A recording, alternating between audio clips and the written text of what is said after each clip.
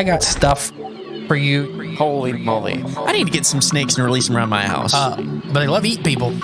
They love eating kids. These guys are the scientists of the supernatural, lecturers leaving lessons for inquiring laymen. They are applying the scientific method to a world that baffles science. They are the cryptids of the corn. Every day that you open your mouth, I know, right? I'm more convinced that you're abducted by aliens. No. And it just stood up. I mean, it just like kept going and going. And she goes, what the? These are idiots. I was laughing reading this because I already knew how you would feel. Idiot. What part of the story fits your balloon? Well, This isn't a UFO. But who else has big black wings and red eyes? Batman. Well, Mothman. Oh, yeah, Mothman. Well, everyone, I think we know exactly what it is. So say it all with me. It was the sandhill crane. Would you try it? No. You wouldn't eat it? No. Why? Because they're probably toxic. There'd be a lot of poop in my pants. I've seen a 6-foot alligator go swinging through the air and slam into a tree.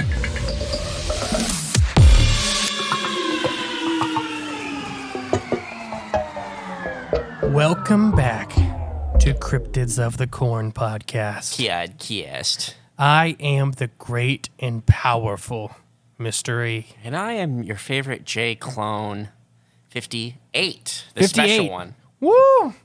Today we're going to do a heavy hitter. Are you ready? It's been a while since we've done. A heavy hitter? Yeah, I know we have a lot of podcasts like pre-record, like mass recorded. So if anybody notices over the next, I'm mixing this one in the middle of those, so it doesn't like you can't tell that like, how tired we're getting because I think it's the very last one is I listened to it editing and like you could tell We're wearing I'm down. tired Yes. just reading. This is a taxing experience. Well, we did it because the babies are gonna come any day now.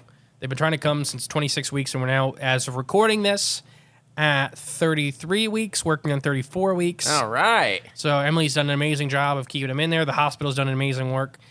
Start getting the bills, and it's crazy. I wonder how much the corks are going to cost. A lot. Oh, gosh. More than my entire education. I say it's a ripoff. It's a scam. This Which is all a thing? scam. This, the funding and cost of, Hospitals? yes. Maybe listen to DW for that one. Yeah. Check out DW Podcast, a podcast we help produce. That's right. About conspiracies. And DW Conspiracy Shack is what it's called. And then Freaky Fauna Fridays, which is Mr. E's one of his favorites because it's one of mine, too. it's just we take 15, 20 minutes to cover a freak of nature that we love so dear. Yeah, you know, nature's wonderful. I think we've been doing it for over a year. Both of those has been being produced for over a year. Yeah, Freaky Fauna is longer, I think. They came out the same week. Did they really? Yep. Wow, okay. So the funny thing is, I think anybody that's listened to Freaky Fauna for a long time has figured out that pretty much every animal is a freak Yeah. in a good way. Yep. We use freak as a good way. But today's going to be a heavy-hitting episode. So we're going to do the Pascagoula incident. Ooh. Or the Pascagoula abduction. Okay. Now I'm ready to watch J Clone, what was it, 58? Yeah, favorite. I'm ready to see one rattle out about how, oh yeah, no, that happened to me. I seen a 9-foot-tall, elephant-skinned, crab-clawed man one time, and I just thought it was a guy in a costume. Wait, what'd you say? Yeah, we're Yeah, going to talk no. about I haven't seen any of that. You've seen these aliens at conferences. You've seen like people drawing of it. Like you probably don't know what it was, but they have the 3 horns on their head and then the big crab claws and the elephant skin. Yeah, I don't think I've seen that Yes, yet. you Or have. Maybe I have. I guess I haven't recognized it. Yeah. I don't know. This is a really crazy famous, and I think why this case is so famous. We're going to talk about the police tapes, but visions of like the world ending, all kinds of crazy stuff. The Pascagoula abduction, the lives turned upside down of 2 men.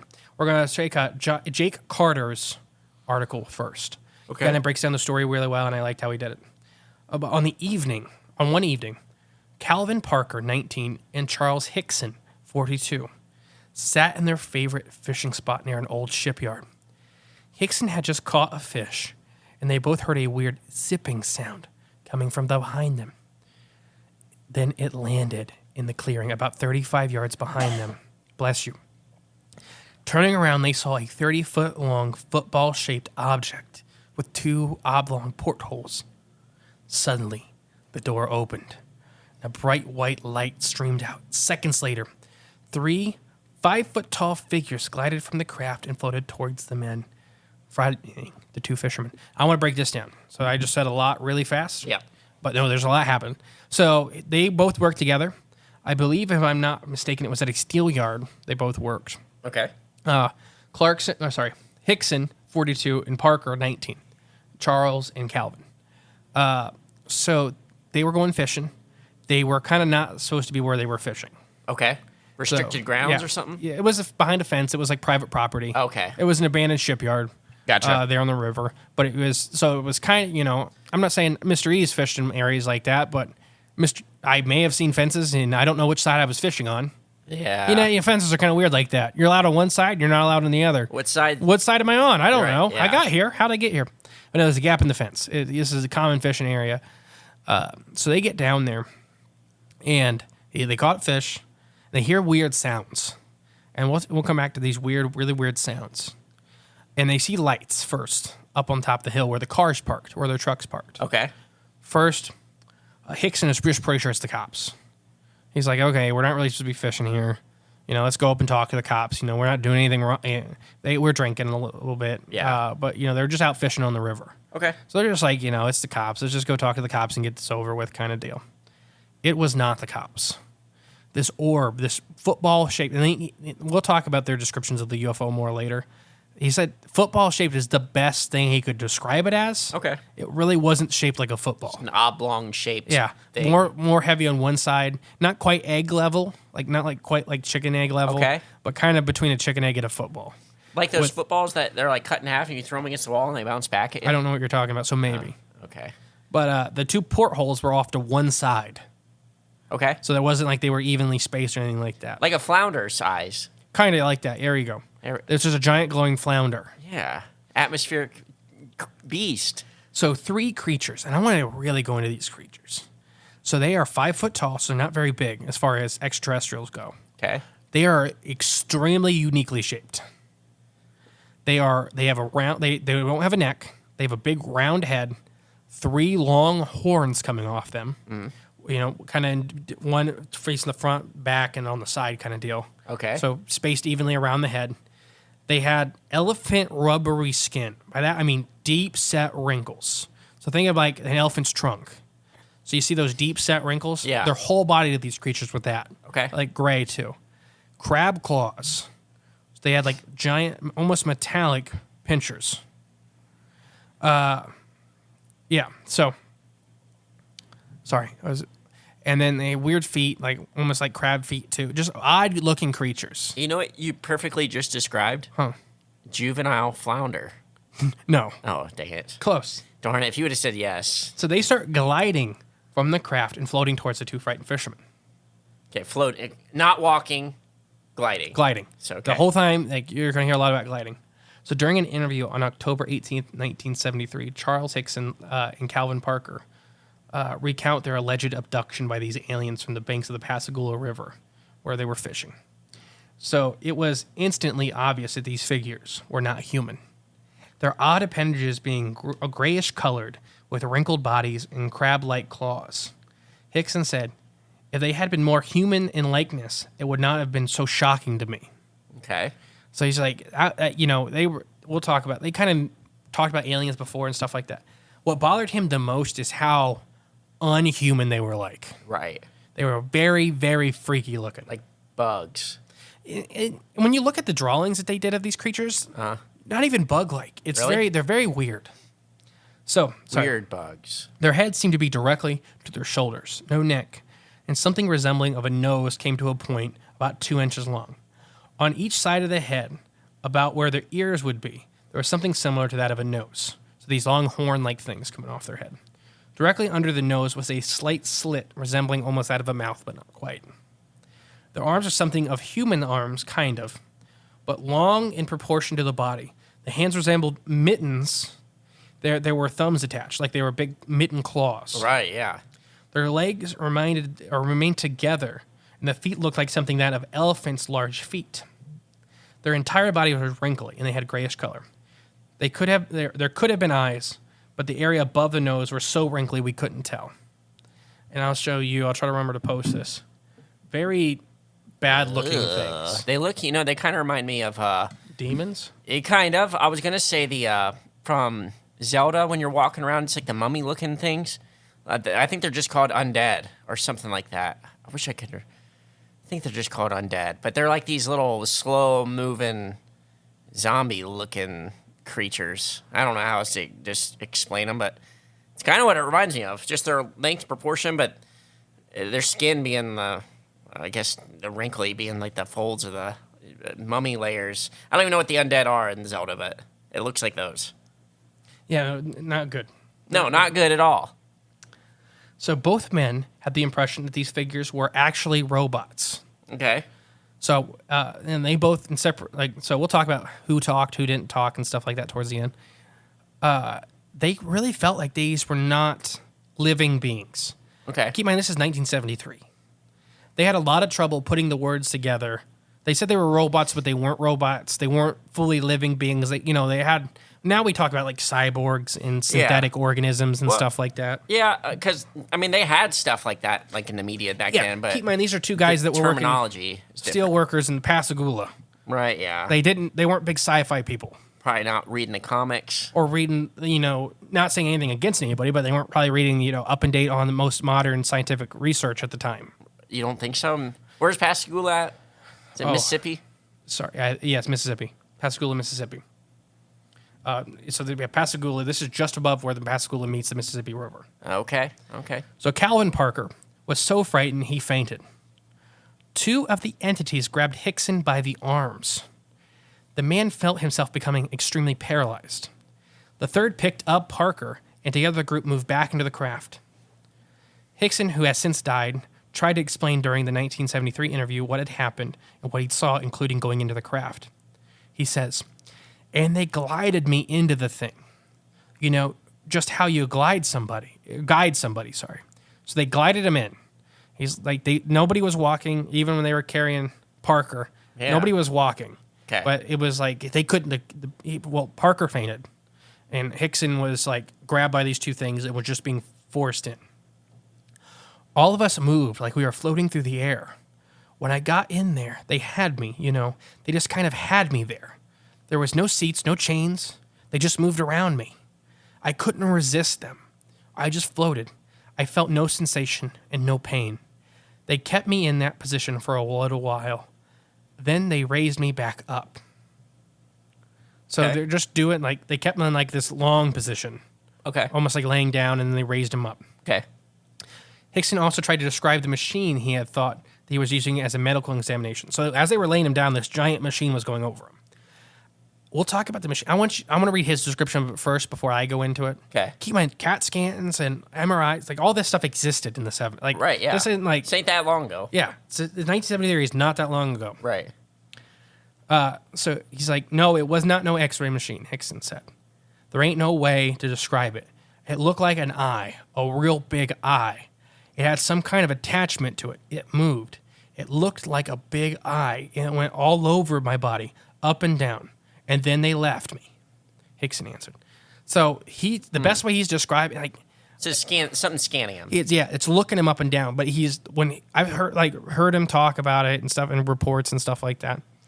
It was almost like when he's describing an eye, like an iris is what he's talking about, not a mechanical eye, almost like a mesh of organic and inorganic technologies. Okay. So, and keep in mind, the beings that abducted him were almost a mix of organic and inorganic technologies. Yeah.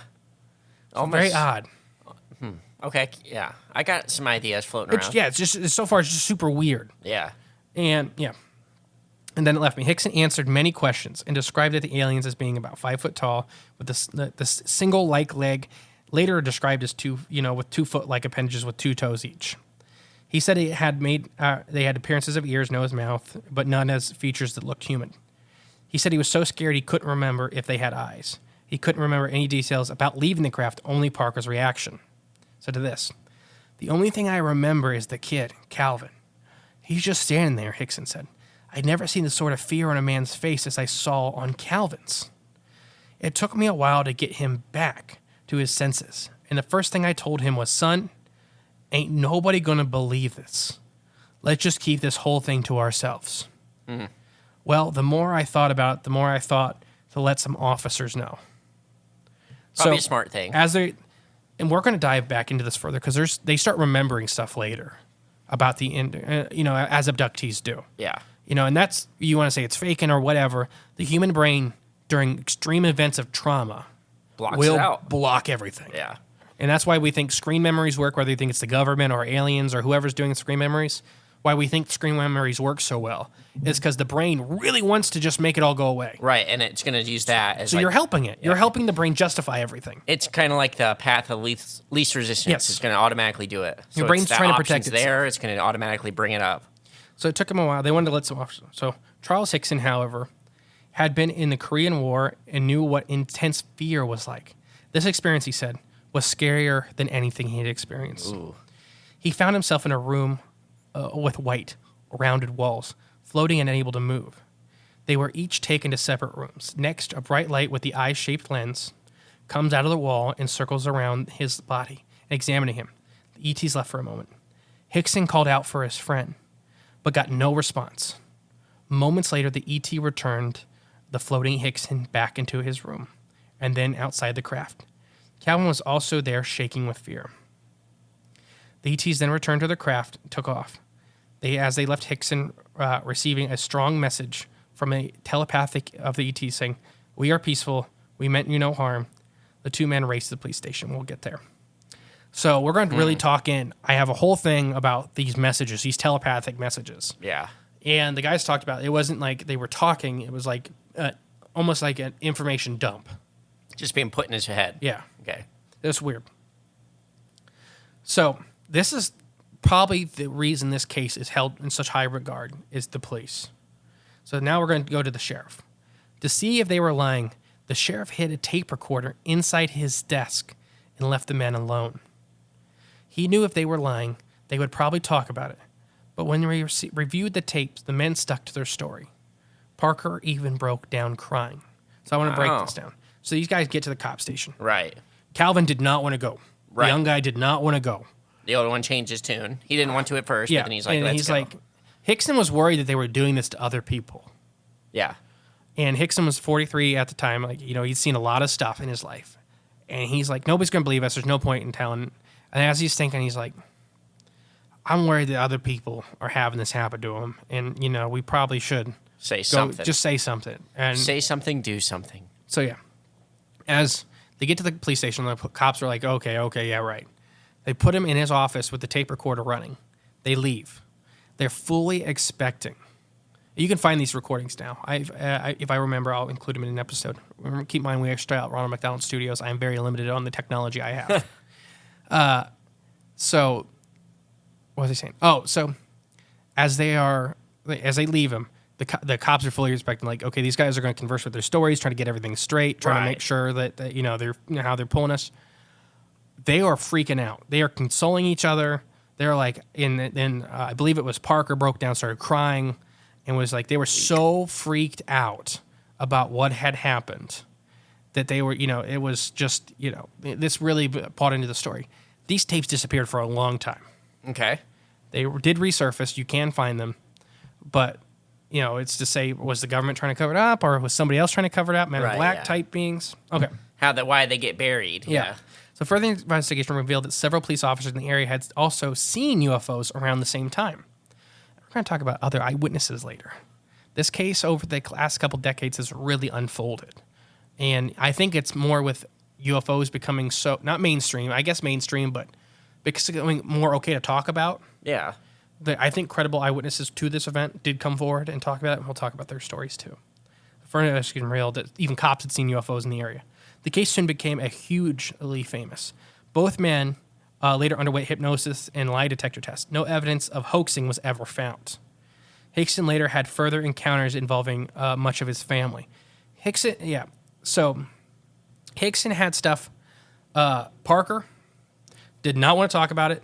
It took him forever to ever really talk about anything. Right. He didn't want anything to do with this.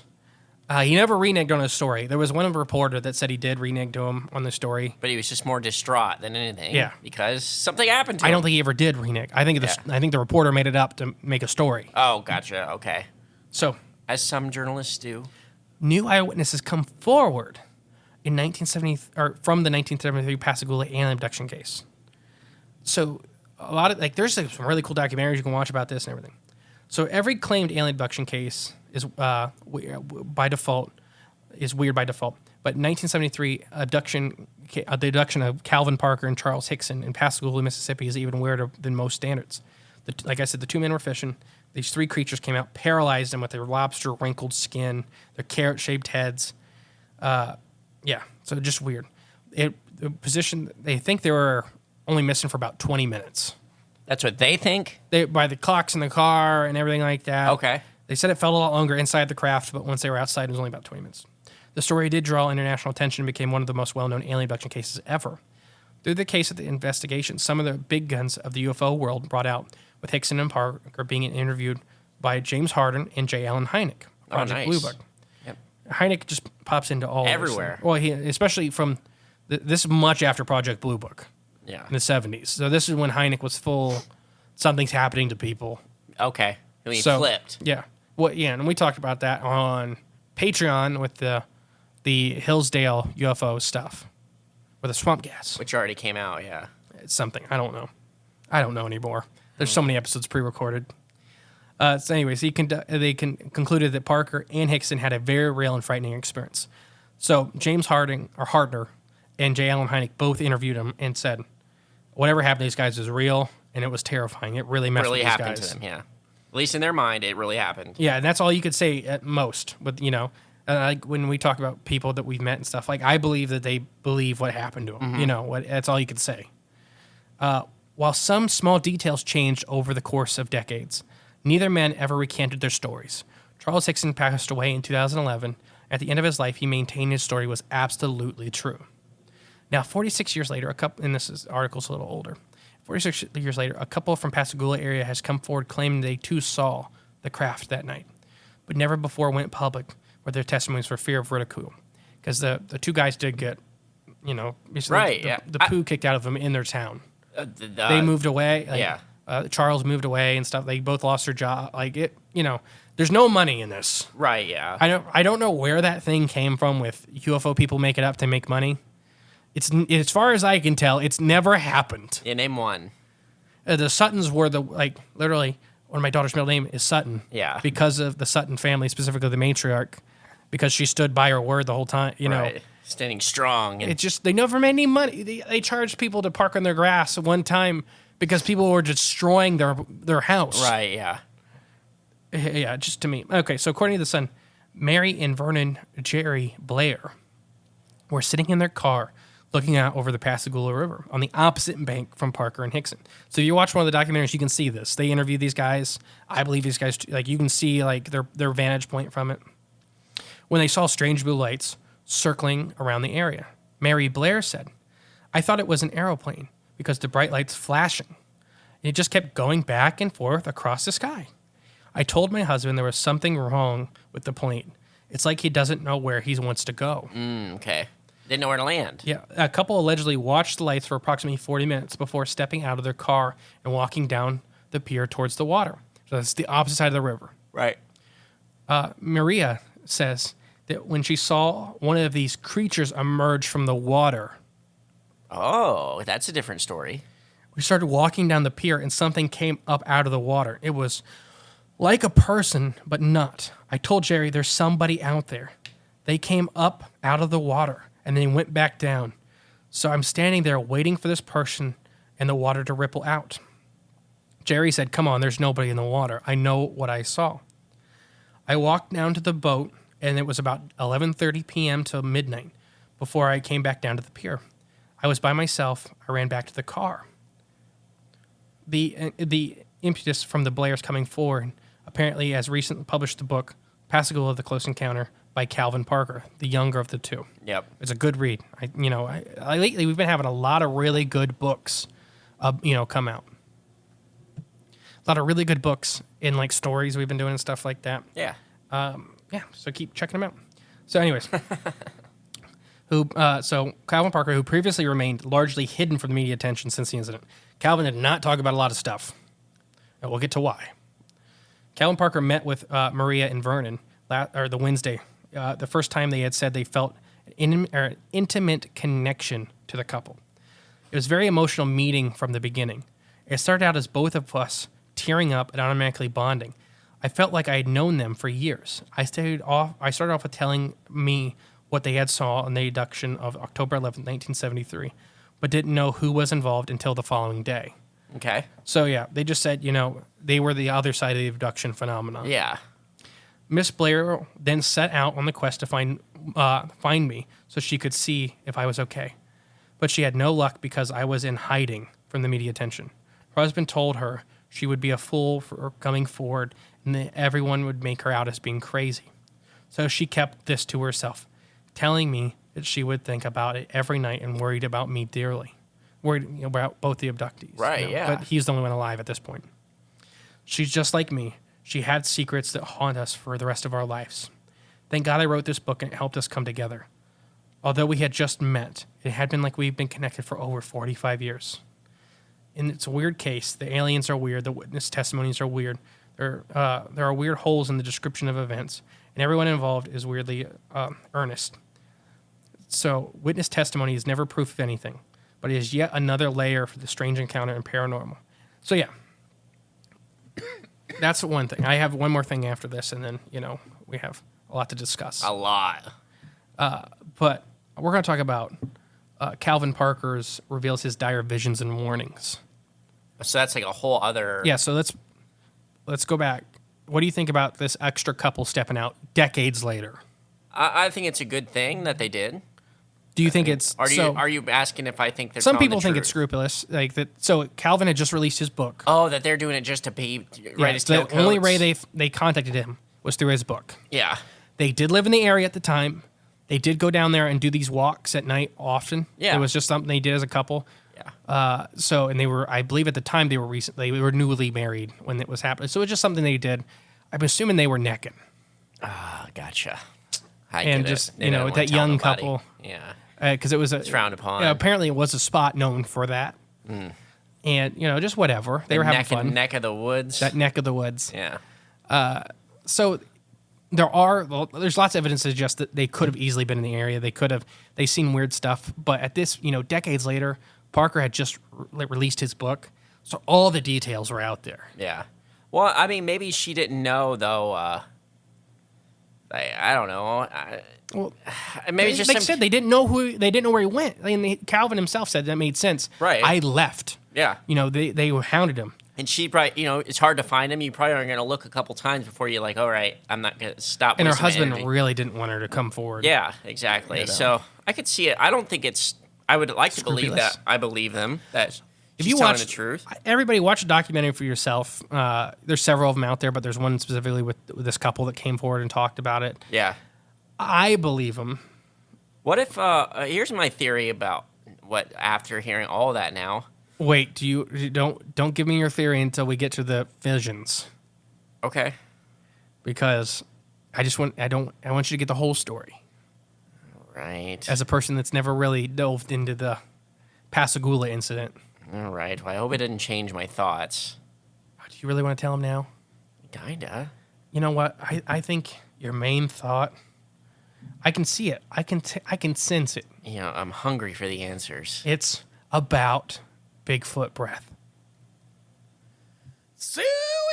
I got me this hot, fresh squonk steak, but man, it tastes bad. Jay, you got anything to fix this up? I think you need some seasoning on that squonk fixer up. Well, what do you got? How about you try this right here? It's called Bigfoot Breath. Raw garlic seasoning made from fresh garlic. Give me that.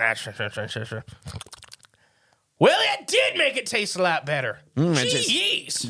Brought that squonk right alive, didn't it? I'm going to have to kill more squonks to use more of this seasoning. Oh, how about you try this instead? How about you try my spicy garlic seasoning? Oh, give it here.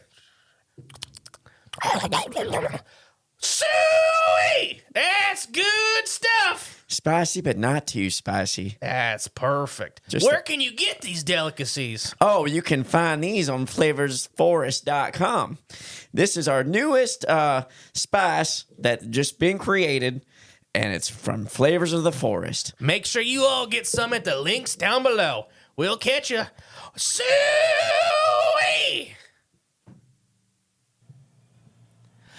And we're back. I'm starving now. So, the famous J Master, Clone Master, has told me he really does want to share his thoughts before I get into the dire visions. Okay, so what happened was there's two dudes are down there fishing, just happened to be in the wrong place, wrong time.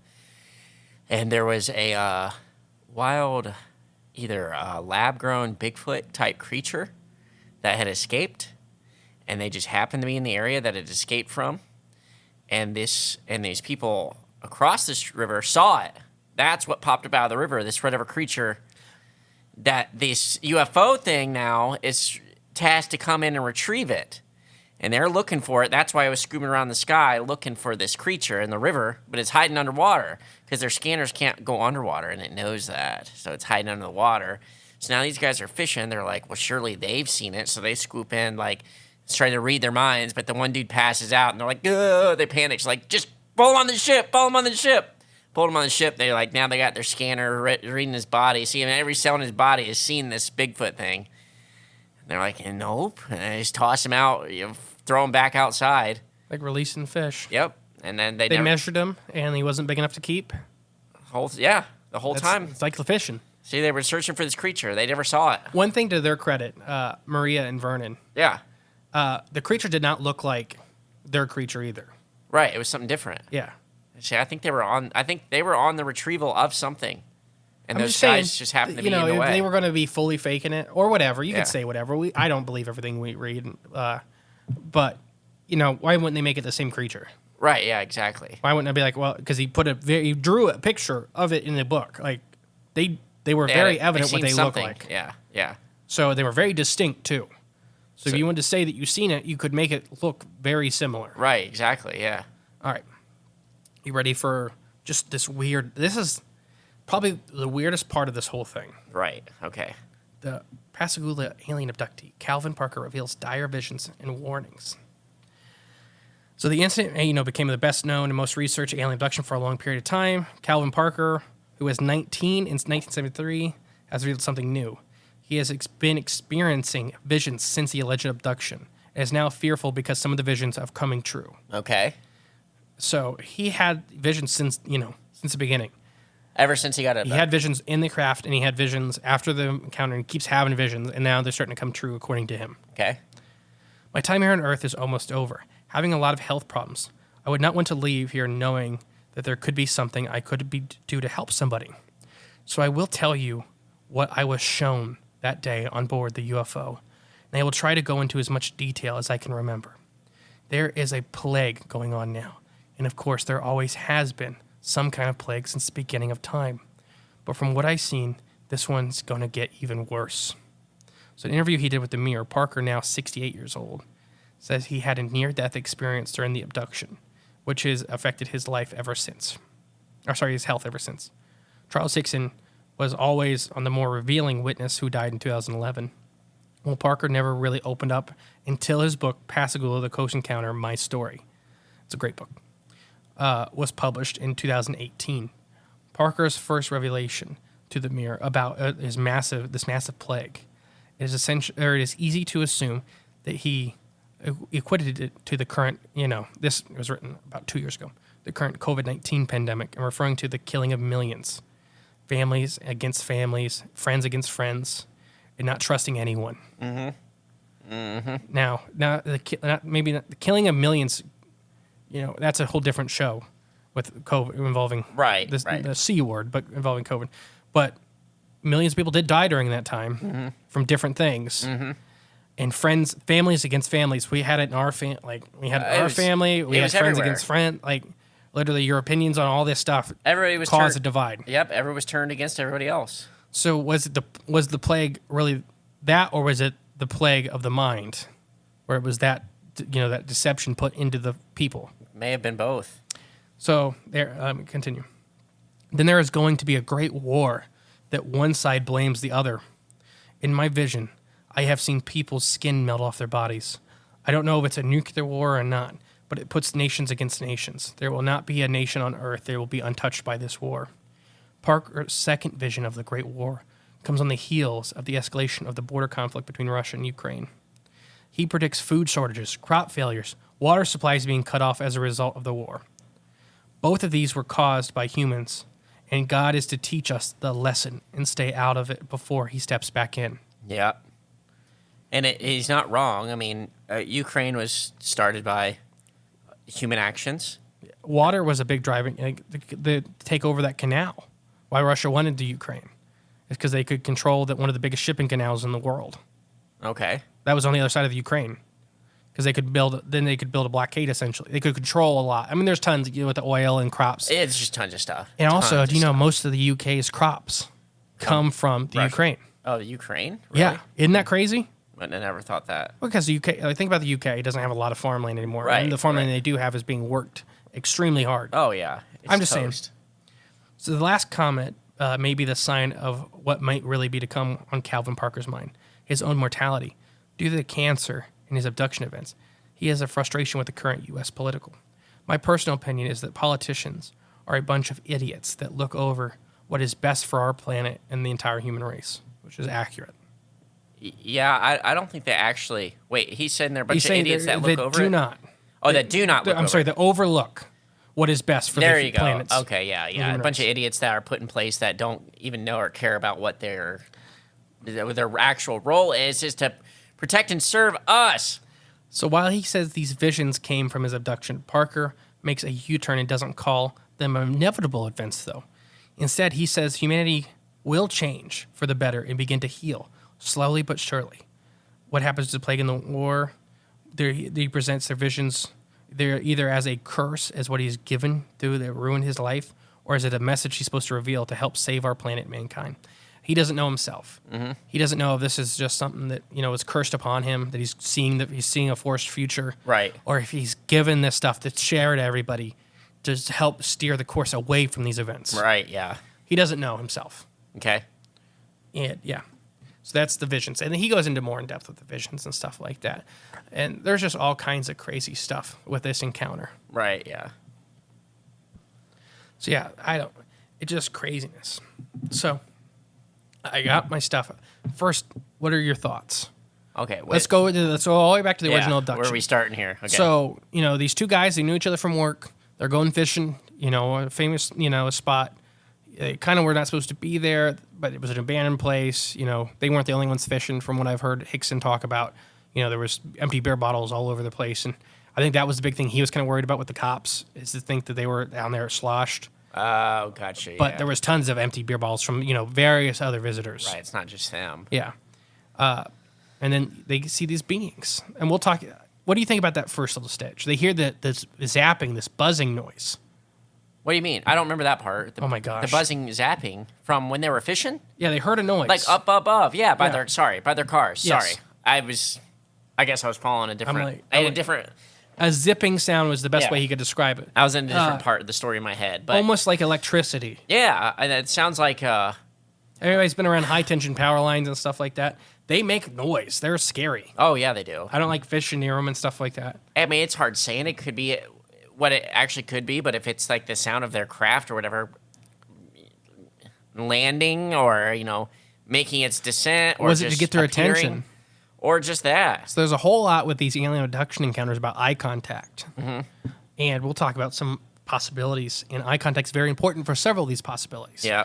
So was it this noise? And there's other entities and weird, strange thing from the giants of like the Moors of Ireland and stuff like that you have to see them. Yeah. There's something you have to look. So if you don't look at them, they can't interact with you. Oh, okay.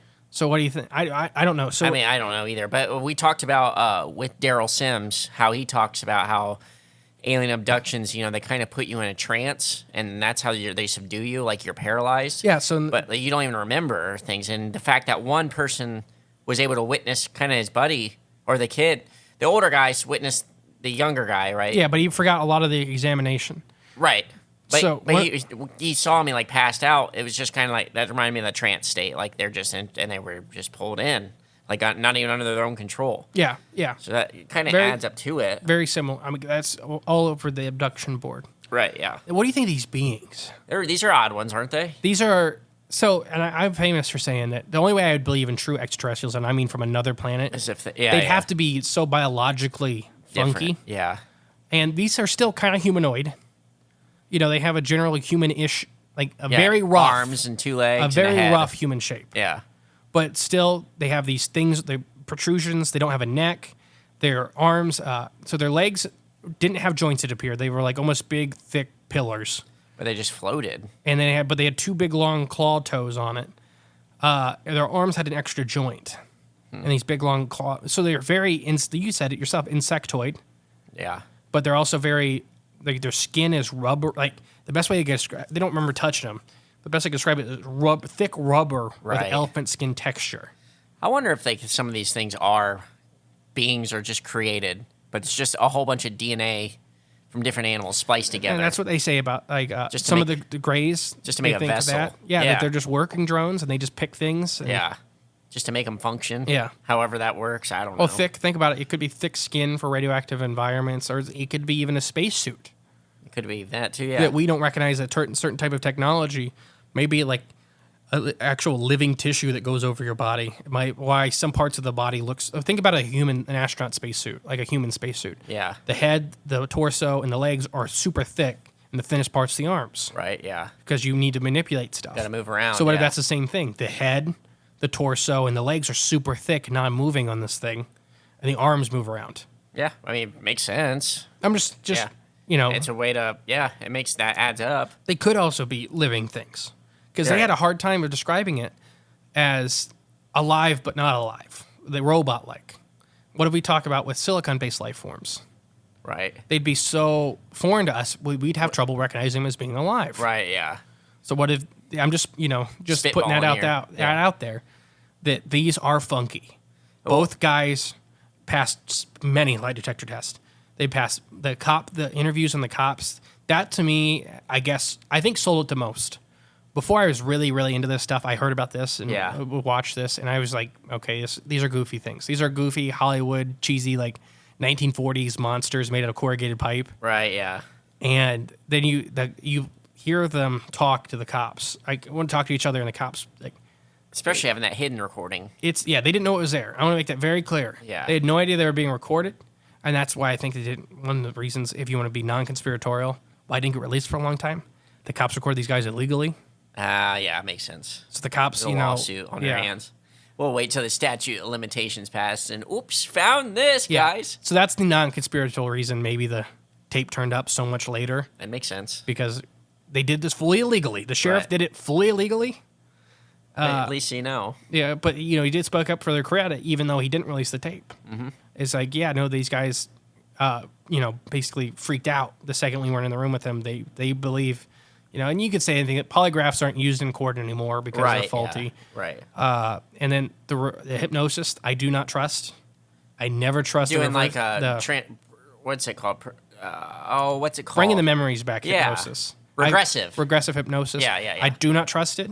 Not to say there's no merit to it, Right, But yeah. you can highly change things, as in the person Suggestible. doing the hypnosis can mess with the eyewitnesses. You can lead the witness, Right. Yep. and really plant memories. That's not fair for a court of law. So what do you think about the beings? They're very odd and insectoid maybe, but I like that word, insectoid. Is that a real word? No. Insectoid. I think it is a cryptozoic word. That's a T-shirt. I'm an insectoid. I don't even know where it came from, but insectoid. There we go. I like insectoid. Insectoid. We'll go with that. But they're that. Like I said, I wonder if how do bugs' brains differ from like mammals? Oh, very. I mean, their nerve systems and everything they have a brain. Is it It's just something- very different. Do you think it's something that could be easily like?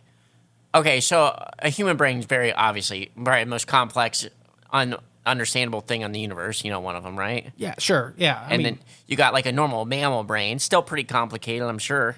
But as compared to a bug brain, is that more like something you can different, right? They're easier to program, maybe? They're much more robotic, That's what I was especially gonna say. hive mind insects. Yeah.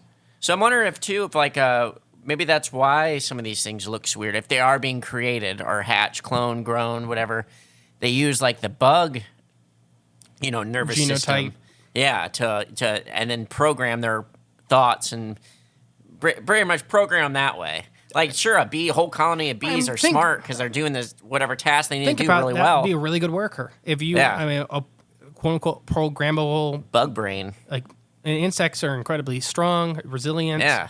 So yeah, no, it could very well be. That's why Klaus Schwab wants you to eat the bugs. He doesn't. You becomes the bugs, and He then once doesn't want you. He it wants you to becomes eat the 3D bugs, printed meat. we will control the bugs. Nobody eat 3D printed meat. Bugs are fine to eat. I agree with you to an extent. Yes. Yeah, being forced to eat bugs is the problem. Yes. Wrong podcast. Yes. Okay, but anyways. So yeah, big very bugs. odd. These guys are big bug creatures. Now, what do you think about the other set of eyewitnesses getting involved? I want to believe them. It adds in more nuance to the story. I'm hoping it's not just a cash grab opportunity, but at the same time, what are you gaining from this? You're not really gaining anything by coming out and saying it. What, you put your name in a book? How much money does that earn you? Well, they didn't even get their name in his book. They didn't find him Yeah. until Calvin published his book. Yeah. It's how they found him. Right, yeah. They made it exactly. into a documentary. There you go, into a documentary. And I yeah. don't think they made any money off the documentary. Well, that's Most of the documentaries you do not get paid. now watch that. They're like some famous YouTubers now, like that influencers. I doubt They it. changed their name and they use this as springboard their YouTube channel. There you go.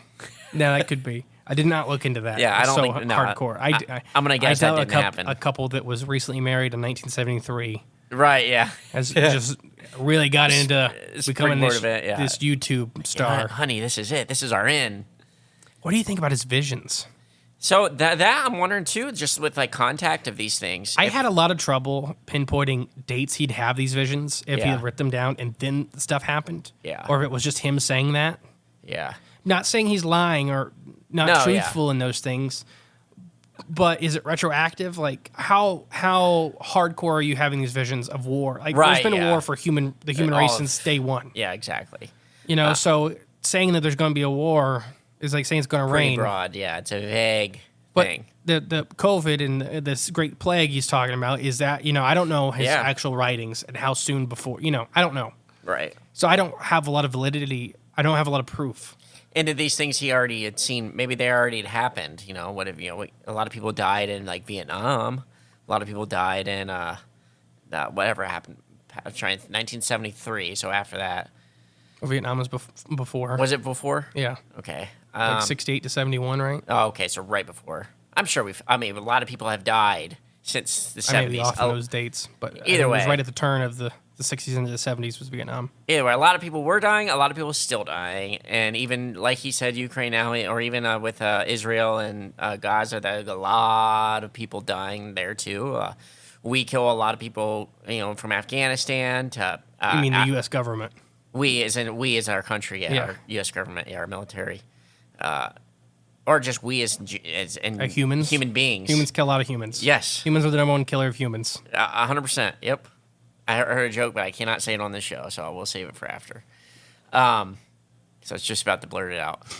It's hard sometimes. Yeah, I know, especially with human beings. Like, it's bad. Especially since we're sitting in a public lobby. Yeah, it's bad. It's bad. With children. As far as war and stuff like that, I mean, those visions might just be a byproduct of being exposed to these things. Whatever that scanning machine that he can remember, whatever scanner, that's what we're calling it. But It was an odd piece of technology. Yes. They were having a lot of trouble, right? So they were at a loss for words of the Right, things they yeah. were seeing. and it just might be technology we don't understand. And Hickson died before, you know, he really got the chance for him and Calvin to publicly talk together. Right, exactly. Because Calvin did not talk until after Hickson was dead. That would have been a cool conference. And he to always attend. regretted that. Yeah, And I believe Calvin's dead now, too. I think so. Right. Yeah, because he died of cancer. Yeah, so they're both dead. And the only reason we have Parker's stuff Because of the book. is because his book right before he died. Yeah. And, you know, we got some, I really think it happened, but what happened, right? That's where we get down to. So I got a whole list Okay. of what happened. Why did it happen? Yeah, What all caused this to happen? All right, I'm ready. All right. Number one, they are lying to make money. Yep, that's it. All right, turn this off. All We're right. Have a good episode. I've been Yeah. the great and powerful mystery. No, I see that every UFO thing, every one we do, that's somebody, I don't care if it's a local sheriff. I guess it always has to be on the list. Huh. Oh, yeah, it has to be. It always has to be on the list. It's got to be an option. You can't rule that one out ever just because. But even though... I don't know of a case that ever happened. That's the thing. I was just going to say, I can't think of one either, but I guess... I'm sure there's one. I'm sure, I think I did talk about one where somebody did make money. Now I cannot remember. Okay. No, I think it was a ghost one. Never mind. Ghost ones make money because he can sell the house to people that really want to buy haunted stuff. There you go, yeah. Anything paranormal, you gotta have that angle. Yeah, no, it's like 1 in a million Yeah. that anybody ever makes any money, and it Right. doesn't just absolutely ruin their life like it did to these two guys. Right. It literally, Calvin Parker hid for decades. Until he was diagnosed with terminal cancer and wrote a book. Yeah. So and he wrote a book, right? Like you said, he was diagnosed with cancer and wrote a book. Like, he wasn't expecting to see any money from that. That was not the goal of the book. Right. Because The goal is to get... the checks were probably coming after. Yeah, right. Post-mortem. Yeah. So, and then Hickson never made any money as far as I know. I think he did do some talks and stuff. So, making a couple $100 here and there kind of deal. But nothing to live I your think life people off of. really misunderstand the amount of money these guys get paid to come out and talk about their experiences and stuff like that. It's not much. It's Not much at all. Yeah. As far as talking about the kind of money that to make this up and keep this lie going and To stuff. live your life off it? Yeah. Yeah. Ain't happening. You don't do that stuff. No, not at all. So, next one. So, no, they didn't lie yeah, to we're make ruling money. that one out. And they both needed money. They both had different things. I've seen different documentaries and them different talks. They both had a lot of struggles in their life before and after this. Right, yeah. So money could have been muchly appreciated. You know how much fishing gear they needed to buy still? It's never ending. Here's one I seen pushed. They were high/drunk and imagined this thing together. So that's how they passed the lie detector test, and that's why they believe it. But they were high off their head or drunker than a skunk.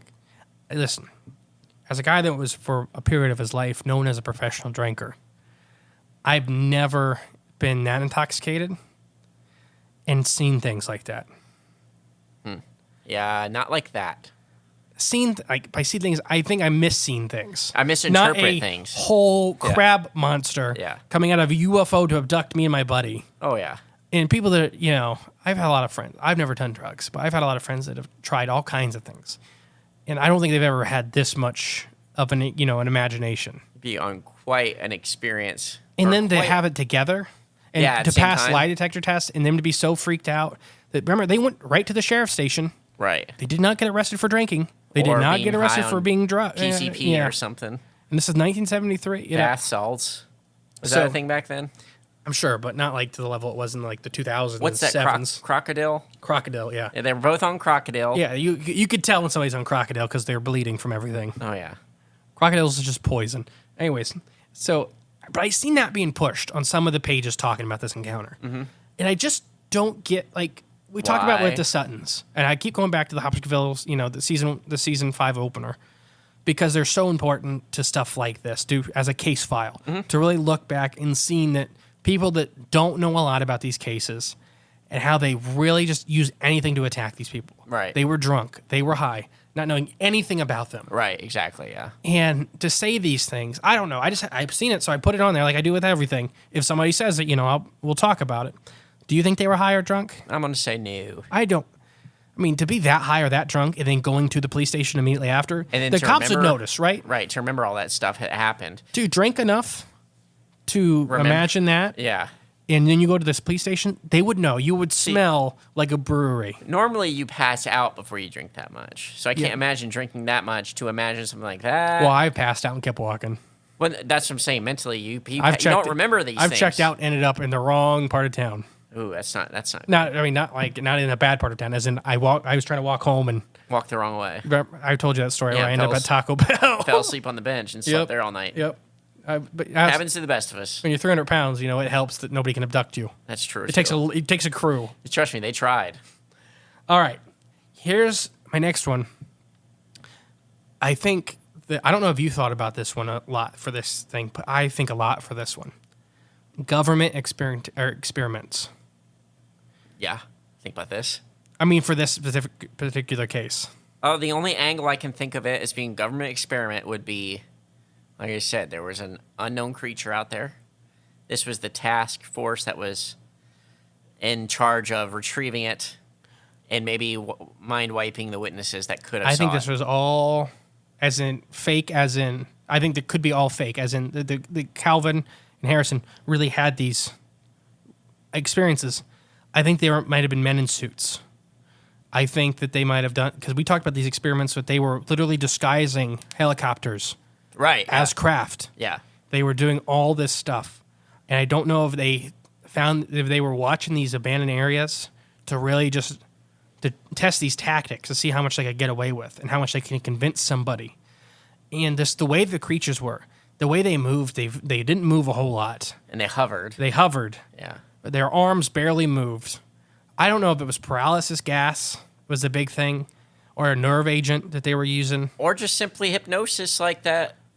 We know they have access to. This is in my head. This is my second most likely thing that happened Yeah. in my head. That this was a government experiment. That they were wearing suits, and that's why the aliens were so rubbery and so freaky looking and vaguely humanoid. Because there was a guy inside the suit, like R2-D2. So you think they possibly couldn't have been, or might not have been actual aliens? I think they beings, were just my dudes in second most suits. likely thing is that this was the government experiment on two guys they thought were perfectly alone. Yeah. And that Maria and Vernon across the river were bystanders. It's a big river. The Pascagoula River is a big river. Okay. So, it's like the Ohio River. Okay, it's pretty so wide. it's pretty wide. So it's not like they could see Calvin and Parker standing over there. Right. Yeah. Especially at night. I think I said the same guy twice. Calvin and Parker. Yeah, because Calvin and Harrison. Okay. Or Hickson. Hickson. Oh, my gosh. There we go. Calvin and Hickson. But they could see the lights and they could see stuff moving, and they seen something in the water. Was that a scuba diver that was making sure there was nothing getting near the insertion point of messing with these two guys for a half hour? Ooh, Okay. And the scuba divers came just to scare this lady off. Okay. The government has tested on American civilians more than anybody has ever realized. It's literally, the stuff they've admitted to is asinine. Right. And that's what they've admitted to. So imagine what they haven't. Yeah. I can't. I'm afraid to. Yeah, so literally, I'm not afraid. Go to DW Conspiracy Shack and listen to the government wouldn't do that, would they? Right. Yeah. It's a crazy episode about just that. Just what the government will do to you. Yes. They will do to you. And publicly announce Yes. after the fact. Like They'll they'll own up to it. What was the one where they? I'm drawing a blank now. It was the black people they specifically chose because they were black. Yeah, and they the infected Tuskegee them- experiments. They affected them with. And they never told them. They let these no. people rot and die. What was it? The Tuskegee experiments. Was it syphilis they were? Or? It was all. I think it was Gonorrhea? syphilis. It was one of these treatable diseases. Yeah. That's the thing is, It was a treatable. treatable disease that they gave them. Never told them, and the only thing they ever got was paid for their funeral cost. Yeah, so messed up. So yeah, so that's what I can't really explain it. Why I really get a government feel for this, but how the guys were tortured and how they were just released and given this weird Story peace talk mumbo jumbo at the end that a lot of aliens from the 70s, specifically this era from the 70s of alien abductions, gave this weird mumbo jumbo peace talk. This very thing to. I'm not saying I think peace is very important, obviously. 100%. But if you're this powerful being that you traveled across the stars, you do it. Right, yeah, exactly. What are these two steel workers from Pascagoula, Mississippi, are supposed to go tell the world that, don't kill each other? Yeah. Go tell the president. Yeah, exactly. And I get that, we've talked about it in previous episodes where maybe they have tried to tell those people and the government refuses to do anything about it. Right, yeah. But why just two guys in the middle of nowhere, Mississippi, in the middle of the night, and you freak them out and release them, and they're so scarred by the encounter. The one guy didn't talk about it for 4 decades. years, yeah. It kind of coincides, too, with the 60s and, 70s, the hippie movement, where it was peace and all that, being pushed a lot, which is not necessarily, I'm not saying a bad thing at all. I'm very highly promoting of peace, obviously. But it can also... what's the word I'm trying to reach for?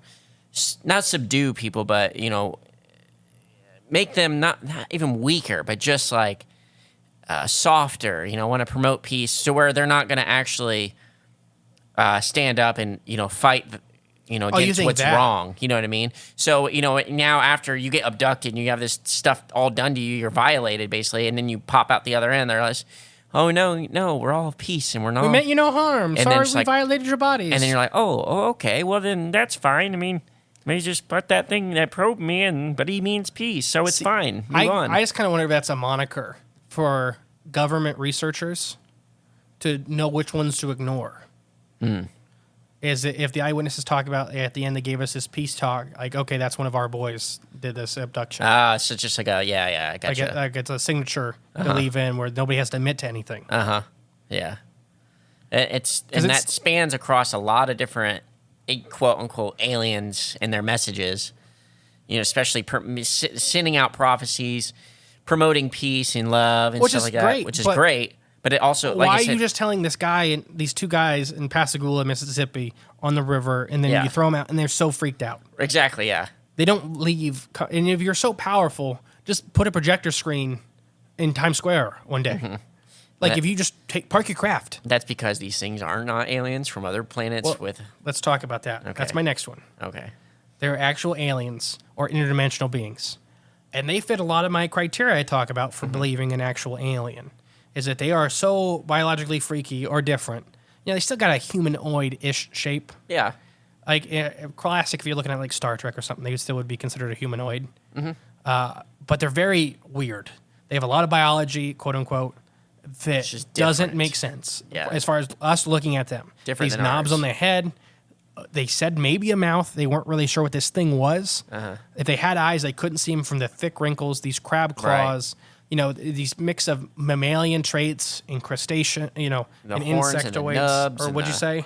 Insectoids. Insectoid traits. Yeah. I definitely gotta- Insectoidal traits. Insectoidal traits. I got to get a shirt that says that. Yes. So I don't know. Or interdimensional. That's always another thing. Was the zap, this buzzing sound. Them popping in. Yeah. And how many times have we talked about with portals and stuff? Either it's the loud metal slam. Yeah. Or this buzz zap, like ozone burning, like an ozone burner. An electromagnetic sparkle. So what if they just phased in? And that was what happened. So if they're interdimensional, that could explain the weirdness of them. That could also explain, we talk about these portal areas around these interdimensional doors opening up and stuff comes in and out from both sides. So the couple across the river encountered a different creature that was like a byproduct of them opening and closing this door. Maybe they were the light beings, and then the thing in the river was the shadow beings. From I the don't- shadow realm. I don't think anybody was good. Oh, okay. But no, just like how we talk about other weird phenomena happens to coincide together, and it seems Yeah. to be around these portals. Right, yep. It's just as another thing, like a river creature from over there, and it's Right. like, He just popped up through, too. He just popped up, seen that light on the hill, and was So- like, nope, went right back this down. is my third most likely in my head. Okay. What do you think? But just being aliens or just Interdimensional, actual things beasts. from not here. Or, yeah, there you Living creatures in a way that aren't from here. They could be robots. They could be drones. from other other creatures. If anything, I still lean towards the interdimensional thing. I don't think Over the government, or do you think the government's more likely? Gosh, Give us an old J percentage. can it be both? Okay. Well, all right. I'll just try to be fair here. Maybe 50% it could be the government. Maybe 50% it could be an interdimensional. Well, so in bland. typical Mr. E fashion, I saved the real answer for last. Right. That's what you got to do. If anybody, I've done it a couple times where I haven't, where I put it to second to last or something like that. Sneak it by. But no, typical Mr. E fashion, the real answer is last. What is it? You have no guess? We've been doing this for almost 3 years. It is a interdimensional rhino hybrid. So close. Yeah, okay. The Fae. Just the Fae? Just straight up the Fae. Now, I want to talk about this. The craft appeared. The two guys alone, shipyard, this degraded area, this abandoned place. The communications between, made no sense. It was, their biology was super freaky. Okay. Their ship that made no sense. It was this weird shape that really wasn't described again. Later on, it started being drawn as more of a saucer shape, but the original thing was like this really weird shape Egg football Yeah. kind of oblong thing. with two portholes off the side. There was creature that it seemed like it was put on a show. These aliens, I don't know. To me, it just are so weird, and they give you that typical message at the end that was like an info dump, Yeah. like this psychic tap, and it screwed with these guys.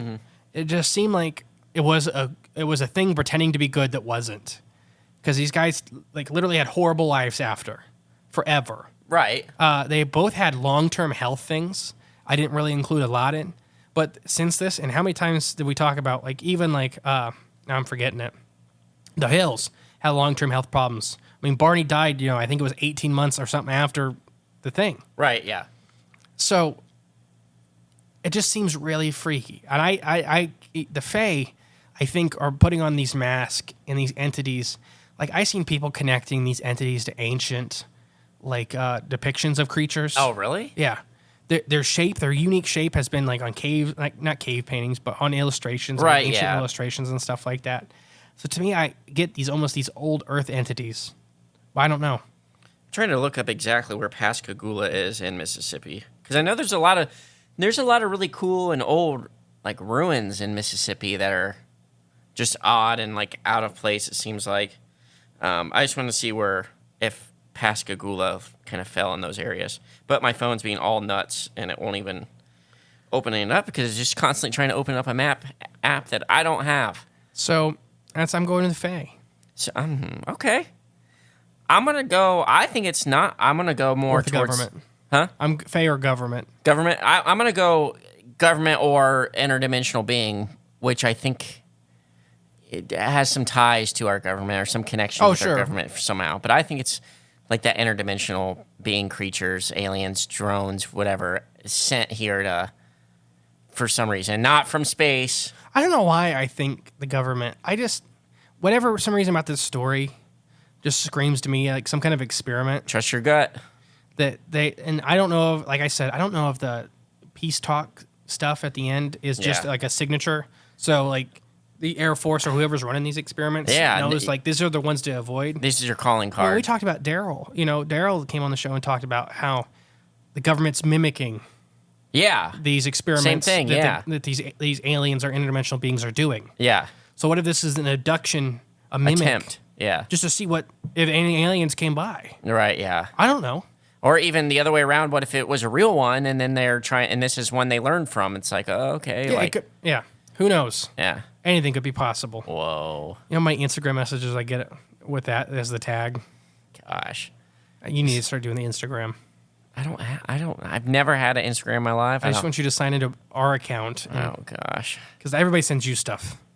I don't even know what an Instagram does. I have been the great and powerful mystery.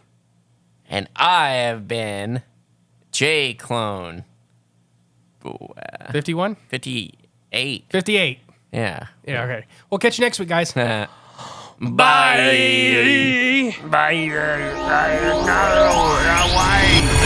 Hey guys, thank you for listening to Cryptids the Corn podcast. Remember, the best way to support the show is share it with a friend.